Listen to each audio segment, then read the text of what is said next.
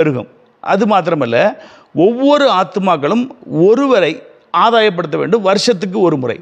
அப்போ 365 நாளும் யாரை ரோடாக போய் இயேசு பற்றி நீங்கள் சொல்லலை. உங்களுடைய நியரஸ்ட் சர்க்கிளில் உள்ள க்ளோஸ் ஃப்ரெண்ட்ஸ், இயேசுவை அறியாத க்ளோஸ் ஃப்ரெண்ட்ஸுக்கு நீங்கள் ஜெபிக்க வேண்டும். குடும்ப ஜெபத்தில் அவர் பெயரை சொல்லி ஜெபிக்க வேண்டும். தனி ஜெபத்தில் அவருக்கு ஜெபிக்க வேண்டும். அவரோடு கூட நீங்கள் சுற்றுலாக்கள் செல்ல வேண்டும். உங்கள் வீட்டில் உள்ள பிறந்த நாட்கள், திருமண நாட்களில் அவர்களை கூப்பிட்டு விருந்தளிக்க வேண்டும்.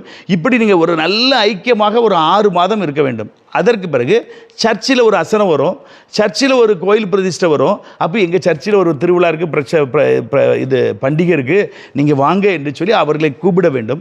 இப்படி இழுத்து அப்புறம் ஏதாவது ஸ்பெஷல் கன்வென்ஷன் இருக்கும், வெளியே பிரபலமான ஒரு ஊழியர் வராரு, நீங்கள் வாங்க என்று சொல்லி கூப்பிட்டு அப்படியே கொண்டு வந்து ஒரு வருடத்துக்குள்ளாக அவர்களுக்கு இயேசுவின் அன்பை நாம் பிரசித்தப்படுத்தி அவர்கள் மதம் மாற வேண்டாம், மனம் மாறி ஆண்டவரை சொந்த ரட்சகரை ஏற்றுக்கொண்டு திருமுழுக்கு பெற வைக்க வேண்டும். அப்போது ஒரே வருஷத்தில் திருச்சபை 2 மடங்கு பெருகும்.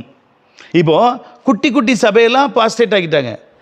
முதலூரில் புதூர் இருக்குது, ஒரு தெருவும் ஒரு கால் தெருவும். அதில் வந்து ஞாயிற்றுக்கிழமை ஆராதனைக்கு 4 வயதானவர்களும் ஒரு 10 சின்ன பிள்ளைகளும் போகிறாங்க. எல்லா பெரியவங்களும் வெளியூரில் தொழிலதிபர்களாக செல்வ சீமான்களாக இருப்பாங்க. அப்போது இதை ஒரு பாஸ்டேட் ஆகியிருக்காங்க. இப்படி ஒவ்வொரு ஊராக பார்க்குறோம், சின்ன ஊரெல்லாம் பாஸ்டேட் ஆகிட்டாங்க. அப்போது இப்போ ஒய்யாங்குடி ஒரு சின்ன ஊர், அது ஒரு பாஸ்டேட், அது கீழே கிளை சபை இல்லை. இப்படி நிறைய ஊர்களில் பாஸ்டேட் ஆகிட்டாங்க. இப்போ இதெல்லாம் எதற்கு என்று சொன்னால் அவர்கள் ஆதாயத்துக்காக நிறைய டிசி கிடைக்குன்னு சொல்லி செய்திருக்கிறாங்க. ஆனால் நமக்கு என்ன கெயின்னா, ஒவ்வொரு பாஸ்டேட்டுகளையும் 7 கிளை சபைகளை உருவாக்க வேண்டும். இப்போ கிளை சபைகள் ஒரே பெரிய பெரிய சர்ச்சா கட்டணம்லாம் கிடையாது. 40க்கு 20 மேலே தகர ஷீட்டு, சைடில் ஹாலோ பிளாக் வச்சு கட்டி சிம்பிள் சர்ச்சஸை உருவாக்குவோம். நம்ம தூத்துக்குடி நேசர் டயசிஸில் ஒரு கிராமத்தில் கூட கிறிஸ்தவ தேவாலயம் இல்லை என்று சொல்லவே கூடாது.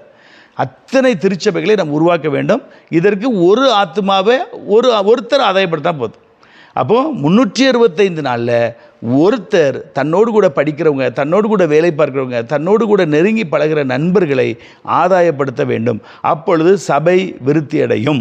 அது மாத்திரமல்ல, இந்த மாபெரும் ஊழலற்ற வளர்ச்சி திட்டத்தை நிறைவேற்ற வருகின்ற செப்டம்பர் 7ஆம் தேதி நடைபெற உள்ள தேர்தலில் திருச்சபை பிள்ளைகள் அனைவரும் முக்கியமாக ஜெபத்துடனும் உபவாசத்துடனும் செயல்பட்டு ஓட்டு போட்டுட்டு வந்த